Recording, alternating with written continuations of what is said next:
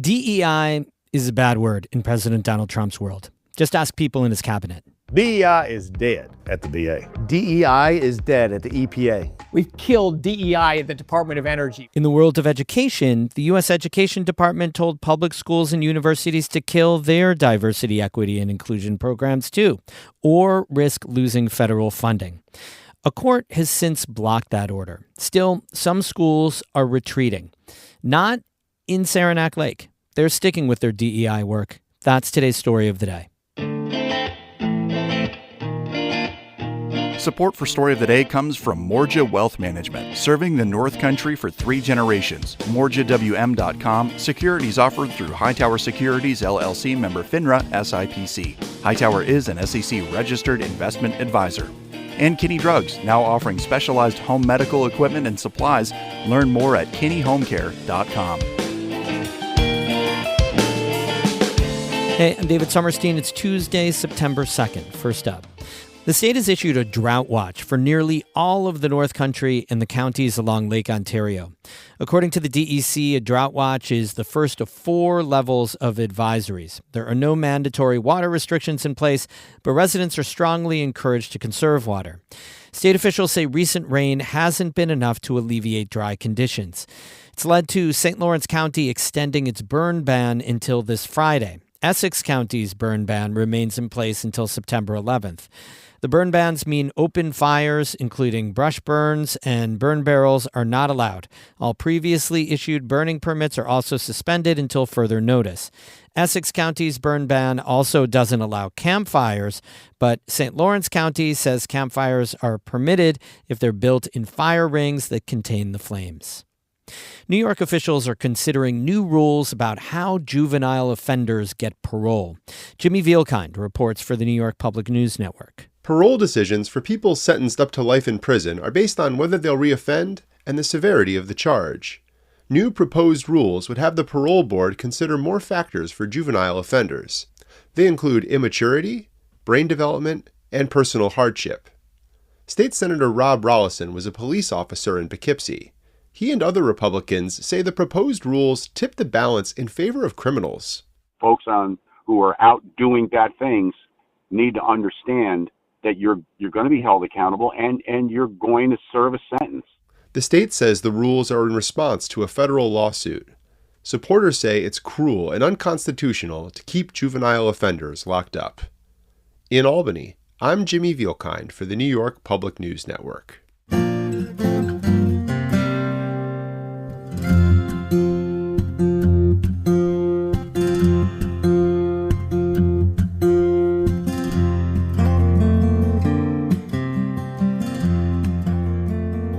Several states, including New York, are resisting the Trump administration's ongoing pressure regarding diversity, equity, and inclusion in schools.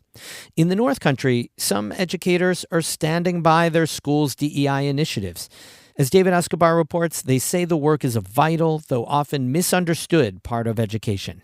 Francine Newman graduated from Saranac Lake High School in 2020.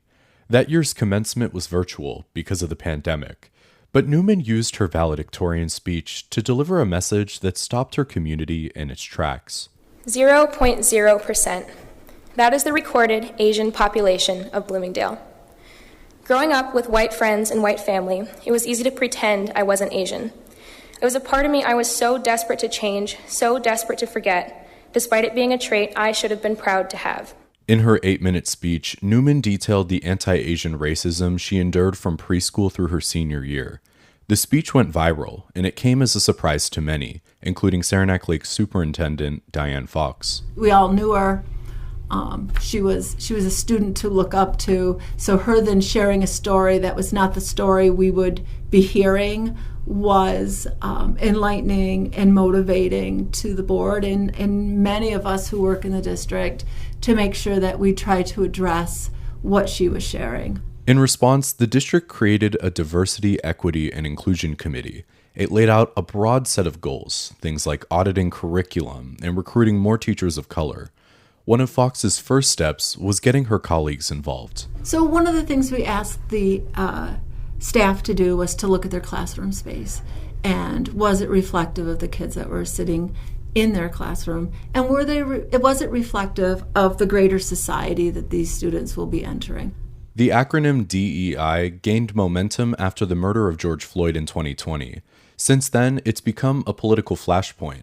The Trump administration has argued that DEI programs are discriminatory. It's tried to cut DEI across government, including in the education department, which sends millions of dollars to New York schools. Across the Adirondacks, schools have seen a slight uptick in students of color since the 1980s, but most districts remain predominantly white. Fox says in schools, the principles of DEI go far beyond race, and they've been around for decades. Equity in education has been a conversation since Brown versus the Board of Education. Equity is a continuous conversation. But what we have learned over the years is equity is not just about your skin color. It can be about class or physical ability or gender. Nearly half of families in Saranac Lake School District are considered low income. 15% of students have some form of disability. Some long-standing, widely accepted school programs could be considered DEI: universal school lunches, testing accommodations, and excused absences for religious holidays. Melissa Lambert, a parent representative on the DEI committee, says she's encouraged by the time and energy school leaders have invested in continuing conversations about equity. Particularly at this point when everything's so polarized, we have to step out of our comfort zones to better understand our neighbors, listen to multiple perspectives that are different from our own, really to think about meaningful decision making. Lambert says Saranac Lake's DEI committee has given parents like her a unique opportunity to have input on policies that affect their kids inside the school. So it's like a chance to kind of calibrate and create a shared language around what it is that we all really want to see, which is success for students. For Amy Oliveris, that success begins with student safety. Every child deserves to go to school and to learn and to not feel scared to go to school. Oliveris joined the committee last year. She had sued the school district in 2010 after her daughter experienced racial bullying. The case was dismissed, but Oliveris says it revealed a deeper problem. They say kids will be kids, but we need to teach our kids whether it's about someone being a different race or someone having different clothes or being larger or smaller. Our kids need to learn to be nice. Recent high school graduate Jenna Odlin says weaving themes of acceptance and tolerance inside the classroom can have ripple effects across the community. Schools are such a big part of our communities that I think it's such like a trickle-down sort of thing. If you get something to start in the school, it's eventually going to spread into the community. While national debates over DEI continue, School Superintendent Diane Fox says her district won't be backing away from its diversity work. We're a tiny little district in northern New York. Us stopping doing this work is not going to affect change at any other level. It simply would be bad for our students, and our job is to take care of our students in our district. For Fox, DEI work isn't political. It's simply doing right by her students.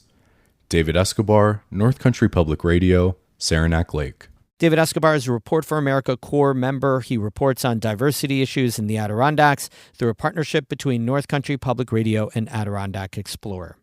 We have more news all the time on our website, ncpr.org. Music today by Mark Corey of Watertown and David Archibald of Kingston, Ontario. I'm David Summerstein, North Country Public Radio.